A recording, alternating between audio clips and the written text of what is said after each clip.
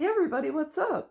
I want to talk about how hard it is to be a parent when you have so many societal pressures going on in the world around you. When it talk about, you know, teen mom and 16 and pregnant, and now in the newest one they have a 13-year-old kid who's going to have a baby. I mean, it's just the boy is 13 and the girl is 14. I just want to throw up in my mouth a little because that just irritates me. So, anyways, I think in most cases, one of the other parents wants to be a friend. And they say, well, you can just spend the night here because it's safer for you. Oh, give me a break. It's just like giving a kid a 12 pack and saying, just drink it and you just stay here, just don't drive home. Give me a break. It's don't put a loaded gun in their hand where you know it will cause them to fail. That's just idiotic. So, growing up, I was raised Catholic. There was no question that I was not going to have boys in my room. It wouldn't even be a concept you would broach with your mom. It wouldn't even be a topic of conversation. It's not happening. And the way I raised my daughters is I said, they had a bunch of friends and two boys they were really good friends with that would come over. They didn't date these boys. They just were all, they were all cool. And so I said, well, if I go out with a friend for the evening, the boys have to leave before you go to sleep. You don't have boys in your room. And that's just the way it was. And they followed the rules. And so moving on, you'll have one parent who has rules and the other parent who doesn't. The other parent wants to be that person's, the kid's best friend. And I'll tell you what happened in my own family. A youngest sister has a son. Well, she has 3 daughters and 1 son. And my nephew is a great kid, And he started dating this girl. And he was 17, she was 15. And I said to him, do you need condoms? And he said, no, I like the pull-out method. And I said, all right, whatever. I tried. Next thing you know, a couple months later, my sister's calling me up, telling me that his girlfriend is pregnant. And it was a shit show.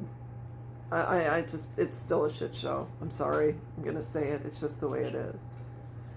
So anyways, talk about a little girl, his daughter, which would be my great niece, is challenging to say the least.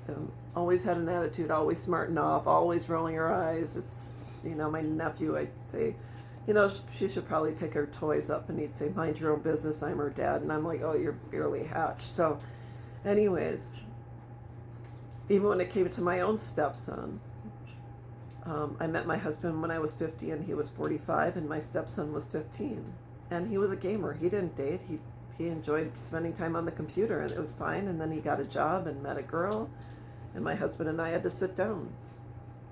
And I said, I'm sorry, we're not going to be the cool parents. I'm not going to allow them to conceive a child under my roof. So we decided that they were allowed, because we have a tiny home. I mean, it's maybe 1,000 square feet at the most. And we don't have a basement. We don't have a second floor. It's a ranch style home. So anyways, the rule was that since we wanted to allow them to get to know each other in a safe manner, we said you can go in the bedroom, keep the door open, keep your clothes on, and no sex of any kind. And so that's just the way it was. We set down rules, and they had to follow them. And when they didn't want to follow them and they pushed the envelope, there were repercussions. I'm not going to tell you what happened because that's a private family matter, but let's just say it was a bumpy road. Why? Because they didn't have rules somewhere else and they had rules here. So, and if they leave and don't like me, I don't really care. My job is to raise responsible young people who have respect for themselves and others, and most important, respect for their parents. Don't be your kid's best friend. They shouldn't be having sex in your home. They shouldn't be drinking in your home. They shouldn't be doing drugs in your home, and you should not be participating in those activities with them. If you are, you're a shitty parent. I'll be the first to say it, and I don't really care if you don't like me because it's true. So anyways, my house, my rules.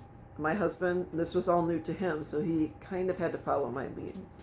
And he supports me, and that's all that matters. So whether you're the cool parent or not, it doesn't matter. What matters is that your children get guidance, they learn respect, not only for you, but respect for themselves. So, anyways, that's all there is to it, and I'll be back.